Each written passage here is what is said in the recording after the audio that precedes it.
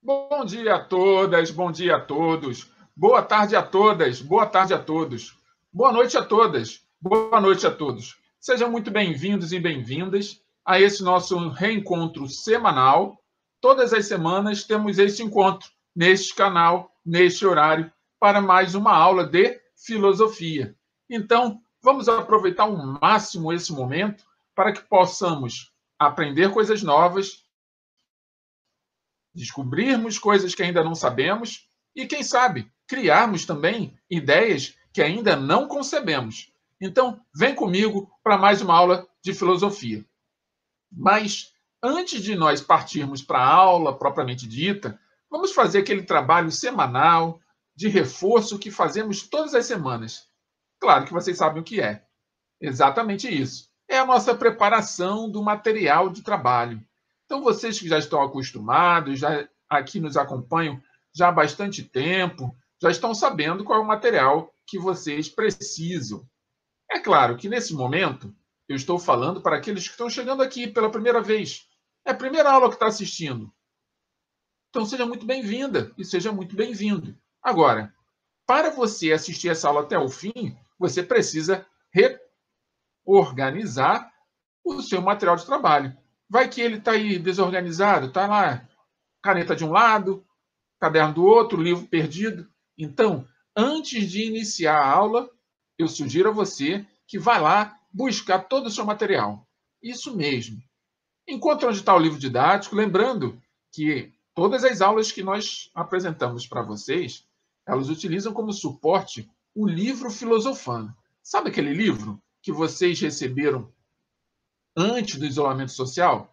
Pois bem, é esse livro que eu utilizo. Então, se você está aqui conosco, é importante ter esse livro na mão, que assim você acompanha a leitura do texto, dos textos que eu retirei da aula e também para ler aquilo que eu, ao final desta aula, vou disponibilizar para que vocês possam resolver as questões e aprofundar um pouco mais os estudos, tá bom? Então, se você está recebendo agora esta aula, está aqui me assistindo nesse momento, fique tranquilo, se não tiver o livro, porque ao final da aula eu vou disponibilizar as páginas. E caso você esteja nos assistindo pelo YouTube, é só pedir que eu disponibilize as páginas para vocês. Mas então, voltando para onde nós estávamos. Já pegou o caderno? Já pegou a caneta, o lápis, a borracha? Você é um trabalhador, sim, todo estudante é um trabalhador. Precisa estar com as suas ferramentas de trabalho. Já está com ela na mão? Ótimo. Então agora aproveite, coloque a data de hoje, porque toda aula precisa ser registrada. É como se fosse o seu caderno de registro. Seu caderno de registro, você está aqui assistindo todas as aulas. Vai que amanhã depois alguém pede para você o seu caderno e quer ver o seu caderno se você assistiu todas as aulas. Então, caderno é a sua confirmação de que você assistiu. Botou a data de hoje? Excelente. Agora, só falta mais uma coisa. Isso mesmo. Falta você colocar o nome da disciplina, filosofia. Na verdade, falta mais uma. O nome do professor, coloca ele aí, está logo aí embaixo. E agora sim, com a data de hoje, o nome da disciplina, o nome do professor, vamos para a segunda etapa da nossa preparação. Aquela em que você, agora que está chegando de marinheiro de primeira viagem, a primeira aula que você está assistindo, precisa escolher o lugar. Você que já nos assiste, é claro, já está aí sentadinho, só aguardando o início da aula. Está até vendo outra coisa. Isso mesmo, está vendo o WhatsApp, está aproveitando, eu entendo. Mas você que está chegando agora, tem que ter um lugar para se preparar e para estudar. Afinal de contas, eu estou entrando na casa de vocês. Então, aproveito até para agradecer vocês pela oportunidade de estar chegando aí até a casa de vocês com mais uma aula. Assim como eu sou grato por tudo que Deus me deu e também por me permitir dar forças e saúde para que eu possa estar aqui recebendo vocês na minha casa. É aquela coisa que eu sempre digo: nós estamos separados, mas também estamos juntos. E é isso que vale a pena e vai continuar valendo a pena, porque eu acredito em vocês e sei que vocês estão aí do outro lado fazendo o que é necessário, perseverando para concluir essa sua segunda série do ensino médio. Então, já escolheu o seu lugar? Eu faço algumas sugestões. Eu sugiro um sofá, uma mesa na cozinha, uma mesa, uma cadeirinha em algum outro lugar, mas eu sempre faço um reforço de que você precisa ter água próximo de você. Eu tenho que ter a minha, ó. Água. Porque a aula vai demorar alguns minutos, e esses minutos você vai pensar, vai refletir, vai raciocinar, e isso desgasta. Então, a água te reidrata e te mantém com a mente ativa e concentrada. E por falar em concentração, tem uma sugestão proibitiva, essa aqui, que é exatamente quando eu peço para vocês evitarem de assistir esta aula à cama. Porque na cama você tem uma grande chance de adormecer. E nós não queremos que você adormeça, nós queremos que você fique até o final, assista essa aula até o final, leia cada palavra que eu apresentar aqui que você achar interessante, fazer pesquisa, você continue aqui ativamente conosco durante a aula. Afinal de contas, nós estamos na internet, lembra que estamos na internet. Então, eu posso falar uma coisa aqui, você ficar com dúvida e você aproveitar, entrar lá no Google, fazer uma pesquisa, identificar o que aquilo significa e já aproveitar com aquilo que você identificou e passou a conhecer. Escreve um comentário lá no chat, faz uma pergunta aí no YouTube. Enfim, encontra as formas de entrar em contato comigo para que a gente possa dialogar. Tá bom assim? Então vamos para a última etapa da nossa preparação, que é aquela que eu deixei para o final para que eu possa relembrar vocês que estão nos assistindo para se inscreverem no canal. Eu tenho observado que muitos de vocês estão assistindo e eu agradeço mais uma vez por cada esforço que vocês estão realizando para poderem assistir todas as aulas e não faltar nenhuma delas. Pois bem, essas aulas também estão no YouTube. Elas estão, todas elas, no YouTube. Então, se você está aqui nos assistindo pelo YouTube, chegou até aqui, assistir é bom, eu gosto, eu quero que isso aconteça. Mas ser avisado, ser notificado, ser lembrado que a aula já está no ar, ou então você poder, todas as vezes que tiver qualquer dúvida, voltar lá no YouTube, vá lá na playlist, ver as aulas anteriores, para que você tenha acesso disso tudo de uma forma mais rápida, mais dinâmica, clique em inscrever-se no canal. Porque tem muitos de vocês que só assistem a aula quando recebe a informação lá no Google Sala de Aula, que é a plataforma que a gente utiliza para as nossas atividades, para os conteúdos que a gente apresenta. E aí, recebeu no Google Sala de Aula, aí você vai assistir a aula aqui pelo YouTube. Só que chegou no YouTube, a aula, muitas das vezes, ela já está disponível para vocês antes mesmo do Google Sala de Aula. É um esforço que eu faço para que vocês possam se adiantar, utilizar um tempo disponível, um tempo que está sobrando, para poder assistir a aula com calma. Pois bem, para que você seja avisado que essa aula já está no ar, inscreva-se no canal. Muitos de vocês ainda não estão inscritos, então inscreva-se no canal. O canal está sendo feito diariamente, cotidianamente, diuturnamente, pensando em vocês. Então inscrevam-se no canal e aproveitem, logo após que se inscrever, clique nos sinos ou na campainha, como eu gosto de chamar, para que vocês possam ser avisados, notificados que eu estou chegando aí na casa de vocês com mais uma aula. Tá bom assim? E ao final da aula, é claro, se você gostou da aula, se aprendeu coisas novas, se está saindo da aula com novas ideias, com coisas que vocês nunca ouviram falar, curiosos, enfim, inspirados, clique em gostei. O professor aqui que vos fala vai ficar muito feliz em saber que vocês estão nos acompanhando e que estão tendo satisfação em assistir às aulas, tá bom?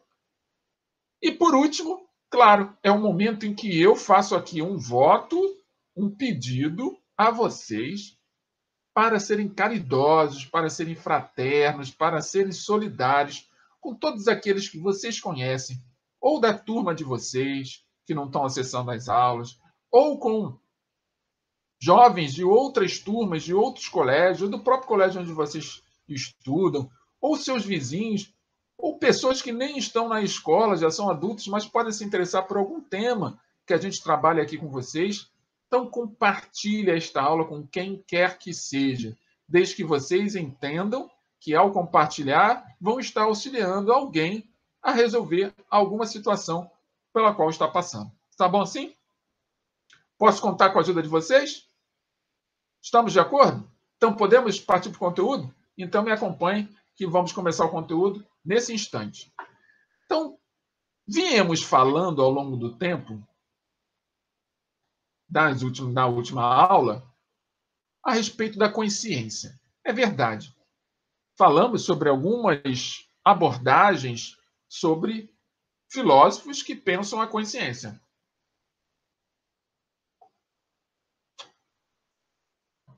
Lembrando que todas as vezes que a gente fala de consciência, é uma situação muito interessante. Porque a consciência ela acontece de que maneira na nossa cabeça? Ela acontece a partir do momento que eu tenho um despertar de quem eu sou. Então, quando eu tenho um despertar de quem eu sou, é natural que me surja alguma angústia. É natural que me surja alguma ideia de temporalidade. Eu me olhar dentro de um contexto de tempo. E todas as vezes que eu falo sobre consciência e dúvidas surgem, é natural eu começar a pensar em questões sobre a vida ou sobre a morte. Existiram alguns filósofos que discutiram essas temáticas ao longo do tempo. Um dos filósofos que discutiram essas temáticas é o Heidegger, que eu comentei com vocês na aula passada. Na aula de hoje, eu estou trazendo para vocês agora um outro desafio, que é o desafio ético. Toda consciência despertada, ela precisa ser despertada dentro de um contexto ético. Porque senão, ela tende a se desprender do verdadeiro eu que você é, e ao se desprender desse verdadeiro eu, ela vai ter uma tendência a encontrar outros eus. E esses outros eus podem fazer uma bagunça generalizada naquilo que você é, deixando você desconfortável dentro de várias situações que vão ser promovidas por você nos seus relacionamentos, na sua convivência com as outras pessoas. Compreende isso? Então, importante nesse momento a gente falar da ética, principalmente do desafio ético da linguagem, que é como o nosso pensamento se organiza.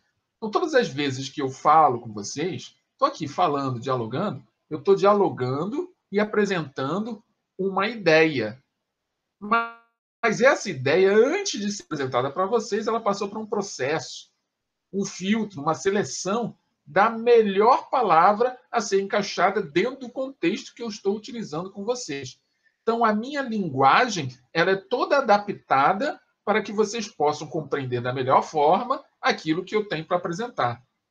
E esta linguagem que eu estou utilizando, ela vai dar uma característica ao meu discurso.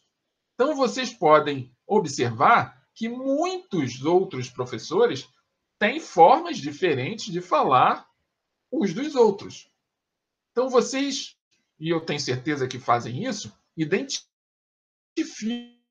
o professor muitas vezes pelo discurso dele, da forma como ele fala. E isto vai configurando a ética do discurso desse professor. Então, todas as vezes que vocês ouvirem alguém e perceberem que existe ali um padrão na linguagem, e esse padrão de linguagem ele segue à risca um conjunto de normas e regras, mesmo que seja normas e regras gramaticais, podem ter certeza que ali existe um contexto ético. Está claro isso para vocês? Então vamos lá. Vamos falar então de ética. Nada melhor do que ética contemporânea, que é a ética do nosso tempo. Como eu falei para vocês ainda há pouco, lembrando que o livro que a gente utiliza é o livro Filosofando, e as páginas que nós vamos estar utilizando na aula de hoje são as páginas 219 e 220. Tá? Se você está aí com o livro, aproveita agora que eu dei essa paradinha, abre lá na página 219 e acompanha a gente na leitura que vamos fazer de alguns trechos dessas páginas. No século XX, surgiu uma nova maneira de encarar as questões éticas e morais. Muitos de vocês sabem que o século que nós estamos é o século XXI. Não é? Vocês, provavelmente, vocês que estão aí no segundo ano do ensino médio, que são alunos matriculados nas turmas com as quais eu dou aula, vocês nasceram no século XXI. Se você tiver mais de 20 anos, nasceu no século XX. Então, o século XX é o século passado. Hoje, você conhece muita gente do século passado, não é verdade? Quando eu nasci, eu não conheci tantas pessoas do século passado, que era o século XIX. Por quê? Porque quando eu nasci, já estava no final do século XX. Então, para eu conhecer pessoas que nasceram no século XIX, essas pessoas teriam que ter mais de 70 anos. E como no século XX as condições de vida, de sobrevivência eram mais condições de 70 anos, era menor do que as chances das pessoas viverem mais de 70 anos hoje. Então, eu conheci, todas as pessoas que eu conheci, na verdade, nasceram no máximo no início do século XX. Mas vocês têm esse privilégio. Vocês conhecem pessoas, e muitas pessoas, que nasceram no século passado. Então, no século XX, surgiu uma nova maneira de encarar as questões éticas e morais. Então, isso que você está chamando de ética, isso que eu estou chamando de ética, isso que os outros chamam de ética e chamam de moral, não é oriundo do nosso século de hoje, do século atual. É oriundo de séculos passados. Então, nós vamos estar aqui tratando de algumas questões do século XX. Mas essas questões do século XX, eu afirmo para vocês, estão associadas a outras questões do século XIX, século XVIII, século XVII e por aí vai. Tá? Então, a consciência, como era entendida lá nesse século XX, deixou de ser o critério último de avaliação e cedeu lugar para a interpretação da linguagem. Lembra que a gente estava discutindo a questão da consciência, da questão desse despertar da consciência, da importância do reconhecer a si mesmo? Lembram disso? Pois bem, quando a consciência começa a ganhar cada vez mais acesso às memórias sociais da sociedade em que nós estamos inseridos, ou seja, quando nós começamos a pensar e refletir a respeito do nosso contexto, da realidade social em que nós vivemos, muitas das coisas passam a ganhar explicação a partir da interpretação da forma como nós falamos. O que eu estou querendo dizer é o seguinte: se você quer identificar o porquê você, nesse momento, na data de hoje, agora aí, sentada, me ouvindo, está com dúvidas sobre o seu futuro, analise a forma como as pessoas falam do seu convívio. Por quê eu estou dizendo isso? Porque por trás da fala de todos nós existe uma herança cultural.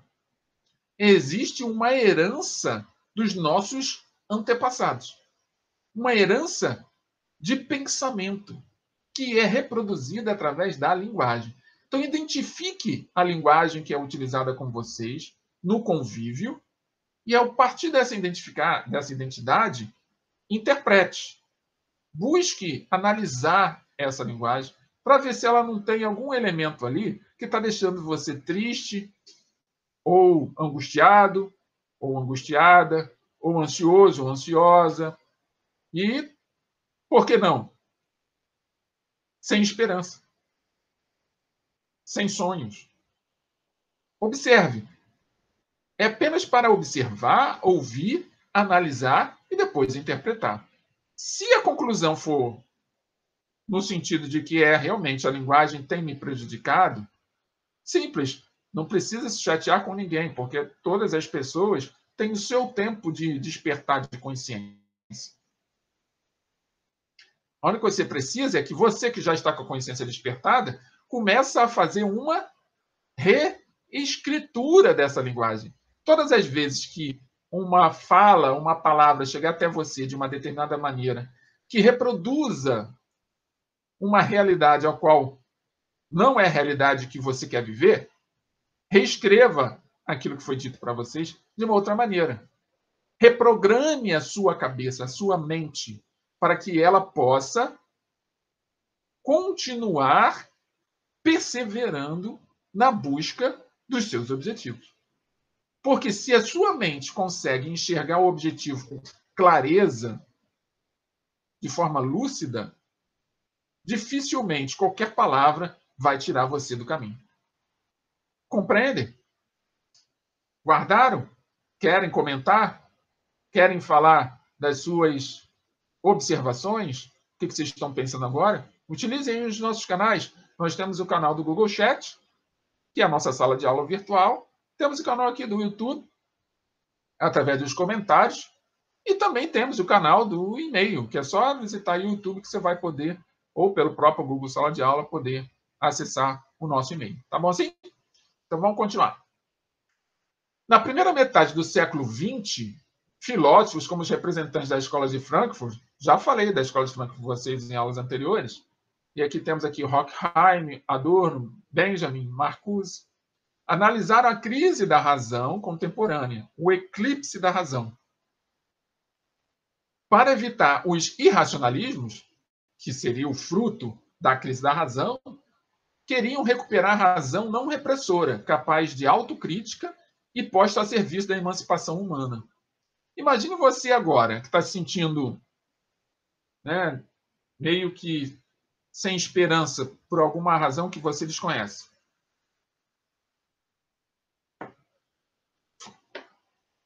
Pois bem, você está se sentindo sem esperança, desesperançoso ou desesperançosa. Por que será que você está desesperançoso ou desesperançosa? Pensem. Porque todo momento que você começar a pensar, você vai colocar em exercício uma série de informações que você já recebeu ao longo do tempo. E algumas dessas informações vão saltar à sua memória, vão ganhar nuances coloridas na sua memória. E aí você vai ter condições de interpretar melhor por que você está se sentindo assim. E eu digo para vocês uma coisa: parte dessas emoções, elas nascem a partir desse período que esses representantes da Escola de Frankfurt chamou de crise da razão, ou eclipse da razão. Por quê? Era uma forma de não assumir as responsabilidades. Porque toda vez que você ganha consciência de algo, você tem a consciência despertada em relação a alguma coisa, o que acontece logo em seguida é que você passa a ter mais responsabilidade em relação àquilo que foi revelado a você. Então, para muitos, o ideal é não ter responsabilidade. Para muitos, o ideal é abandonar a razão, viver uma vida instintiva, sem responsabilidade alguma. E com isso, acreditam que estariam acessando o que muitos procuram, a liberdade. E eu pergunto a vocês, será que está realmente livre alguém que não se responsabiliza por nada? Até que ponto essa liberdade, de fato, é de direito? Ou até que ponto essa liberdade de direito está ocorrendo de fato? São reflexões que eu peço para vocês fazerem. E se quiserem, podem responder aí. Até que ponto você, que hoje pensa em ser livre, tem feito o que é necessário para ter o direito a essa liberdade? E vocês que já se sentem com o direito à liberdade, já estão realmente vivendo a liberdade de fato? Reflitam sobre isso. E é o que esses filósofos da Escola de Frankfurt fizeram. Buscaram um tipo de razão onde nós somos capazes de fazermos nossas autoavaliações. Porque apenas conhecendo a nós mesmos, teremos condições de nos emanciparmos. E a emancipação é exatamente o quê? O encontro com a liberdade. Está claro isso para vocês? Qualquer dúvida, qualquer pergunta, podem colocar aí. Façam a pergunta, comentem, que a gente responde. Então está aqui os filósofos da escola de Frankfurt. Cada um aqui com uma fotozinha que eu trouxe para vocês, que é o Theodor Adorno, o Max Horkheim, o George Habermas, o Walter Benjamin e o Herbert Marcuse. Está aqui as fotos. Esses filósofos utilizaram o conceito de iluminismo em sentido amplo, não restrito ao período histórico da Ilustração no século XVIII. Ou seja, um pensador iluminista pertence a qualquer tempo, na medida em que faz uso das luzes da razão para combater as superstições, o arbítrio do poder e para defender o pluralismo e a tolerância. Então, esses filósofos voltaram lá no século XVIII para encontrar as raízes do iluminismo, que foi o momento que a razão ganhou grande importância, para poder resgatar essa importância da razão. Lembrando que quando você vive uma vida consciencial, você se desperta ou você revela, é revelado para você o quanto é importante a pluralidade, o quanto é importante sermos tolerantes com as diferenças, mesmo quando essas diferenças lhe ofendem. Porque quando você consegue compreender que há ali uma ofensa, sentir ofendido. Porque você só se sente ofendido quando você se equipara ao ofensor. Como assim, professor? Eu acabei de receber uma ofensa e eu estou me equiparando ao ofensor porque eu estou me sentindo ofendido? Pois é. Mas calma que eu vou explicar. Porque quando você ouve uma ofensa e essa ofensa te fere, ela toca o seu íntimo, significa que você deu importância àquilo que foi dito. Então, enquanto você dá importância à ofensa, significa que você dá valor à ofensa. Quando você consegue despertar a sua consciência a ponto de não se sentir ofendido por ninguém, porque você é tolerante às diferenças, à pluralidade, você vai compreender que o ofensor está buscando lhe fazer se ofender. E caso você se ofenda, você o fará feliz. Dará a ele a satisfação, o prazer de ter alcançado o seu objetivo, que talvez possa ser o único objetivo que ele tem na vida. Mas quando você, por alguma razão, já despertou a sua consciência e consegue tolerar essa pluralidade de consciências, mesmo consciências ainda em estágio ignorante, você vai ter à sua disposição um conjunto de posturas que vão inibir o acesso da ofensa à sua consciência. Dessa forma, o ofensor vai ficar com o presente que ele quis lhe entregar. E no final das contas, ele vai ter reflexo de si mesmo. Dentro de si mesmo. Porque ele não vai conseguir alcançar o objetivo. Então, a satisfação que ele teria vai virar insatisfação. E essa insatisfação vai virar desgosto. E em tempos, ele vai começar a modificar a sua conduta com as ofensas. Entendeu? Eu sei que são muitas formas de pensar, de refletir, e de vez em quando pode causar alguma inquietação ou alguma insegurança sobre se está entendendo bem aquilo que está sendo dito. Mas não se preocupe. Tudo isso que eu estou falando, em tempos a gente vai estar repetindo. E se você quiser entender melhor, volta depois de assiste a aula de novo, volta nessa parte, ouve ela novamente, escreva aí suas dúvidas, elaborem perguntas, envie as suas dúvidas, suas perguntas para nós, que nós responderemos de outras maneiras que possam ser mais, talvez, vocês que tiverem dúvidas. Tá bom assim? Então, vamos prosseguir. Aqui vem uma pergunta. Em que a tendência iluminista poderia nos ajudar no impasse da busca dos fundamentos da moral? Não precisa responder, é uma pergunta retórica. Essa tendência iluminista de despertar da razão, de dar ênfase, dar importância ao racional, à consciência, como isso pode nos ajudar a resolver essa questão moral que, de vez em quando, a gente esbarra e não consegue andar, não consegue caminhar, não consegue avançar? Aí chega a nossa primeira palavra. Através da compreensão daquilo que você diz, da forma como diz e que tipo de linguagem você utiliza. Anotaram? Primeira palavra-chave, ética do discurso. E aqui está o nosso representante ainda entre nós, que é o Jürgen Habermas, esse alemão, que tem muitos livros escritos a respeito da ética do discurso. Então, o que ele nos diz? A compreensão da chamada ética do discurso. Ação comunicativa através do diálogo é que você pode compreender a atitude do outro.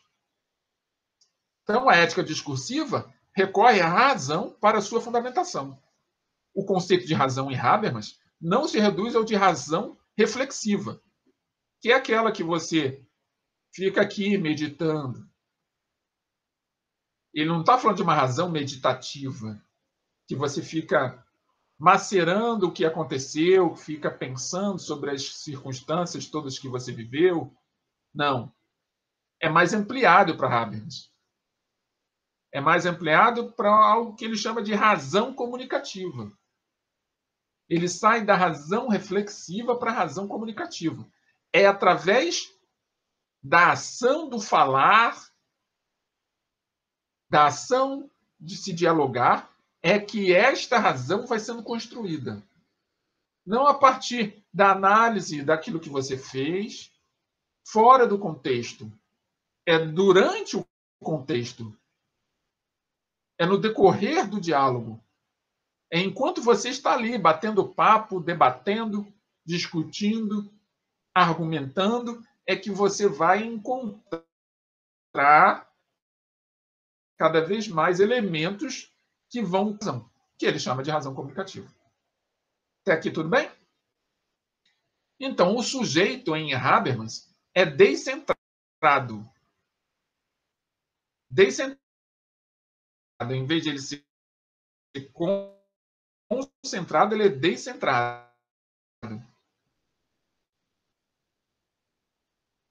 Por quê? Quando o sujeito se concentra, ele é as situações saindo da situação. O sujeito em Habermas ele já é descentrado. Porque a razão comunicativa se apoia no diálogo. Então, ele não pode ficar concentrado, introspectivo. Ele tem que ficar extrovertido, vamos dizer assim. Não extrovertido de engraçado, de brincar, etc. Não. Ele tem que ficar extrínseco, ou seja, aquilo que está dentro, sua maneira de é assim que vai acontecer, esse sujeito vai se apresentar. E isso vai ter como mediação a linguagem. Então, eu estou aqui falando com vocês, e alguns de vocês devem estar se perguntando assim: poxa, professor,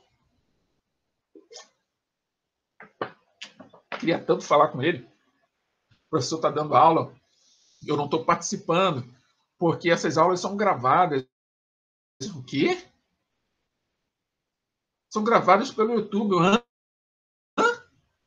Essa cara que eu faço para vocês. Como assim? Essa aula é gravada? Não, gente, essa aula é ao vivo. Essa aula não é gravada. Para mim, vocês estão todos aqui na minha frente. Eu estou dialogando com vocês. Mas é onde que... Professor, você está ficando doido. O senhor está dialogando conosco como? Sim, a minha razão é comunicativa. Eu olho para vocês. Nesse momento, você pode, mas o senhor está olhando para uma câmera. Não, não estou olhando para uma câmera. A câmera está mediando a minha linguagem. Entendem? É através desta câmera que eu enxergo vocês. Mas não aconteceria dessa forma se fosse ao vivo, professor. Não estou entendendo. Como não? Quantos de vocês, numa sala de aula presencial, de fato entram em contato dialógico com os professores? Quantos? Vamos considerar que uma sala de aula presencial tem aí 35 professores. Esses que já quantos estão à disposição de entender o discurso do professor sem preconceitos? Pois é essa forma que eu trabalho. Estou aqui fazendo isso com vocês, nesse momento. Se vocês estiverem nesse instante, estiverem aqui acompanhando cada palavra que eu já apresentei ao longo dos últimos minutos, eu tenho certeza que agora vocês estão rindo. Porque eu estou conversando com vocês. Exatamente. Porque agora vocês estão entrando no que o Habermas não utiliza, numa razão reflexiva. Vocês estão se concentrando. E qual é o objetivo das nossas aulas? Não é fazer, além de estabelecer um diálogo, um debate, uma argumentação com contra-argumentação, que seria o natural numa sala de aula presencial. Além disso, também estamos aqui para fazer com que vocês se inspirem. E como é que você vai se inspirar se você não refletir? Se você não fizer um esforço para se manter concentrado e concentrada? Que é o mais difícil numa sala de aula presencial. E também seria numa aula ao vivo, como vocês muitas vezes reclamam. Porque na aula ao vivo, a concentração é idêntica de uma sala de aula presencial. O que acontece é que, nesse instante, nesse momento agora que você está aí parado me ouvindo, está aí parada me ouvindo, nesse instante, você está fazendo algo que você ainda não tinha feito numa sala de aula presencial. Você está concentrado e concentrada. Você está ouvindo a minha voz. E isso é maravilhoso. É nesse momento que eu trago o Habermas. É nesse momento que nós estamos, de fato, dialogando. Só que agora, por telepatia. Mas, professor, não existe telepatia. Não existe de forma consciencial. Mas muitas das vezes eu consigo ler os pensamentos de vocês. E o pensamento de vocês, nesse instante, eu estou assistindo a aula gravada. Não, você não está assistindo uma aula gravada. Eu estou falando com você agora. E eu estou te vendo. Sentindo o meu olhar? É verdade. Eu estou até sentindo a sua respiração. Está ofegante, não está? Está cansado. Sim, eu sei disso. Então, é só você deixar a tua mente livre. E parar de ficar preso àquelas amarras, àquelas correntes que diz que você tem que estar numa sala de aula presencial para poder estudar. Acorda. Agora. Entende? Então, evidentemente, a interação entre os sujeitos precisa ser feita sem pressões típicas do sistema econômico. Uma sala de aula presencial, por exemplo, existe a pressão típica do sistema econômico. Então, essa sala de aula virtual, ela é muito mais eficaz. O resultado pode ser muito melhor do que em uma sala de aula presencial. Político que se funda no exercício do poder. E já isso que eu estou fazendo aqui com vocês agora está nos dando mais liberdade. Sabe? Aquilo que nós falamos ainda há pouco. Vou voltar aqui para vocês verem. A emancipação humana é disso que eu estou falando. Nós estamos mais emancipados nesse instante. Compreende? Vou gostar muito de ouvir. Então, nesse sentido, no mundo da economia e da política, os acordos são pactos, negociações em que prevalecem interesses particulares e, portanto, a racionalidade é instrumental. Ao contrário, a razão comunicativa é mais rica por ser processual, posicionar criticamente diante das normas. Estão acompanhando? Entenderam o que eu quis dizer agora? Nesse momento, nós estamos construindo uma.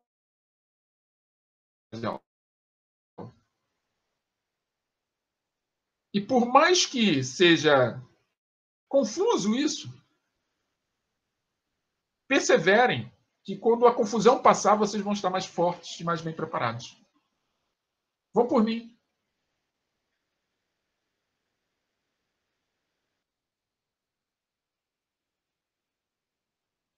Voltamos. Pois é, né? Estou falando de coisas assim, tão racionais, tão mentais, que nesse momento a nossa internet deu aquela fugidinha, foi dar um pulinho ali na praia, foi dar um pulinho na cachoeira, aproveitar para olhar a lua, ver o sol, seja lá o horário que for, mas ela foi lá, a internet dá essa voltinha. Mas já que estamos aqui de volta, vamos pegar nosso fio da meada. Então, estava dizendo para vocês exatamente o quanto que nós estamos mais emancipados através desse meio, através dessa conversação de sujeito para sujeito. Então, fiquem à vontade aí para comentar e colocar as suas formas de raciocínio de como vocês estão recebendo essas mensagens. Tá bom assim? Então, no entanto, como diz o Habermas, a validade das normas não deriva de uma razão abstrata e universal. Tampouco depende da subjetividade narcísica de cada um, que é aquela subjetividade que você olha só para si mesmo, não está preocupado com o mundo ao teu redor. Ela deriva do consenso encontrado pelo grupo, no conjunto dos indivíduos em uma situação ideal de fala. Então, vejam, muitos. Eu vou falar exatamente da experiência nossa aqui de aula virtual, de uma aula à distância, de uma aula remota, da forma como que vocês quiserem nomear. Qual é a diferença disso que está acontecendo agora conosco, nesse momento, para as aulas presenciais? Dentro de uma sala de aula, porque para mim essas aulas são presenciais. Eu estou aqui, vocês estão aí, presencial. Mas dentro de uma realidade diferente, né? Isso eu entendo. Qual é a diferença? Qual é a conduta de vocês numa sala de aula física? Mudou alguma coisa? Eu estou falando para vocês que tenham acesso, estão aqui acessando. O que mudou? E aqueles que vocês conhecem que não estão acessando? O comportamento é idêntico? Pois bem, eu não posso dar certeza absoluta, não existe certeza absoluta, mas eu tenho uma impressão, tenho uma hipótese de que as aulas dentro de uma escola são muito semelhantes às aulas aqui. Por quê? A referência era econômica. A referência tinha o controle das normas políticas. Aqui, nós temos mais a condição de dialogarmos. Porque eu não estou falando para um grupo todo reunido num espaço físico. Eu estou falando para você individualmente. Para você individualmente, para você individualmente, para você individualmente. Então, eu estou falando para cada um de vocês num diálogo. Eu e você, eu e você, eu e você. Eu estou conseguindo falar a todos, só que de forma personalizada. A minha atenção a você está equânime. Eu dou atenção da mesma forma para todos. Numa sala de aula presencial, uma sala de aula física, vamos chamar assim, por mais que eu queira dar atenção a todos, eu nunca consegui. E eu acredito que isso não é só uma questão minha. Por quê? Porque o todo que estava ali, apenas parte estava interessado. Apenas parte estava acompanhando a aula. E dentro dessa parte que estava acompanhando, que estava dialogando, que estava num processo racional comigo, parte estava sendo atrapalhada, interferida pela outra parte que não estava ali interessada no diálogo. Estou falando alguma bobagem? Estou mentindo? Estou inventando história? Diz aí. Pois é, você sabe que não. Então, vamos prosseguir na nossa aula, porque esse filósofo um alemão, George Habermas, ele tem mais coisa para nos dizer. Vamos ver se se encaixa direitinho na nossa realidade. Desse modo, a subjetividade transforma-se em intersubjetividade, que é a proposta dele. Eu saio daquela subjetividade narcísica, em que eu sou egoísta, penso só em mim, e começo a transformar essa subjetividade em intersubjetividade. Mais propriamente em intercomunicação, ou seja, eu começo a crescer e me desenvolver a partir do diálogo com o outro, ouvindo o outro. A minha razão vai sendo construída nesse processo. A validade da norma funda-se, então, na razão comunicativa e resulta, ou seja, é resultado do discurso interpessoal. Então, eu ouço o que vocês dizem, agora eu posso ouvir, agora vocês podem entrar em contato comigo, podem falar comigo, eu ouço e eu respondo, com muitos comentários de vocês aqui para o YouTube. Me faz a pergunta, eu respondo a pergunta para você que me fez a pergunta. Só que quando eu respondo a pergunta para você, outras pessoas estão assistindo e também podem ter acesso àquela pergunta e àquela resposta. E aí vem outra pergunta em cima da resposta que foi dada. E dessa forma, a nossa razão está crescendo, está sendo construída através do nosso discurso interpessoal. Interpessoal. Interpessoal. Fala a verdade. Se você der uma oportunidade a isso que está acontecendo agora, você vai sair melhor do que chegou. Muito melhor do que você entrava na sala de aula e muito melhor do que você saía na sala de aula.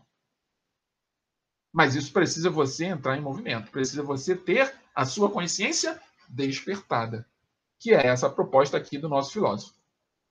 Então, a ação comunicativa pressupõe, portanto, um entendimento entre indivíduos que procuram, pelo uso de argumentos racionais, convencer o outro ou se deixar convencer a respeito da validade da norma, até que ela possa ser universalizável.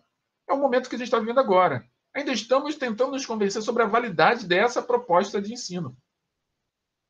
E a partir do momento que a gente está vivendo essa confusão, né, é ainda confusão que eu digo não é de bagunça, né, é desse conflito íntimo, ela ainda não se tornou válida, ainda não se tornou universal, aceita por todos. Então instaura-se então o mundo da sociabilidade, da espontaneidade, da solidariedade e da cooperação.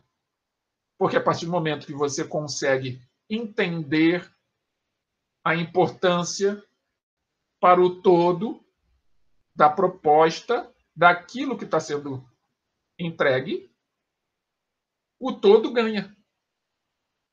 Porque agora você não é mais um adversário, você é um parceiro. E ao se tornar um parceiro, é natural você estar mais espontâneo, você ser mais solidário, mais cooperativo. Tá claro?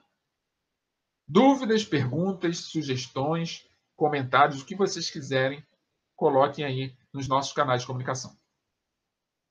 Os críticos da teoria habermasiana levantam a impossibilidade de se alcançar esse ideal. Será? Não sei. Vamos pensar sobre isso?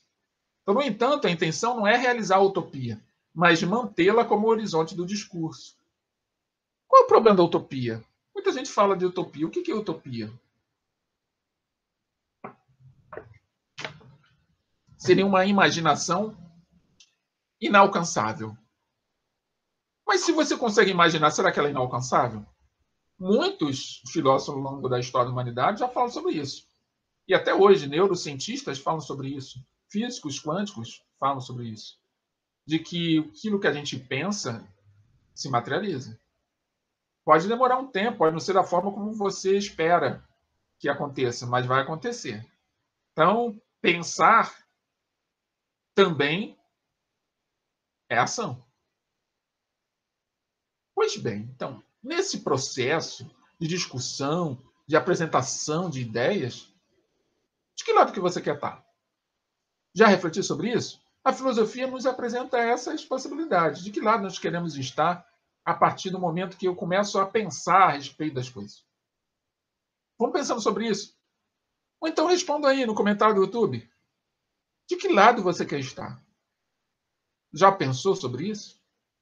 Você quer estar do lado daqueles que ficam esperando as coisas acontecerem porque acredita que alguém vai ter que dar solução aos seus problemas?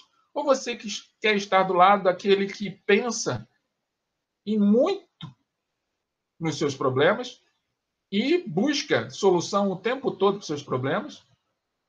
E ao mesmo tempo que pensa nos problemas e busca a solução, ignora todos os problemas e continua em frente, sabendo que todos os problemas já têm solução.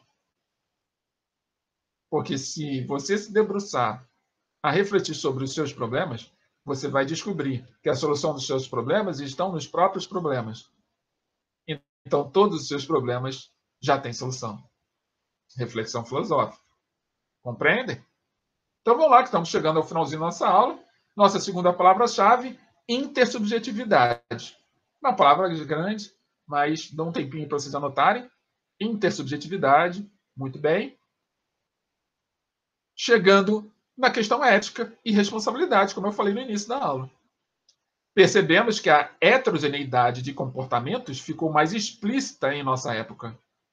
Tanto porque existe uma intensa e veloz comunicação em rede, como porque o eu contemporâneo adquiriu uma multiplicidade de valores por vezes conflitantes.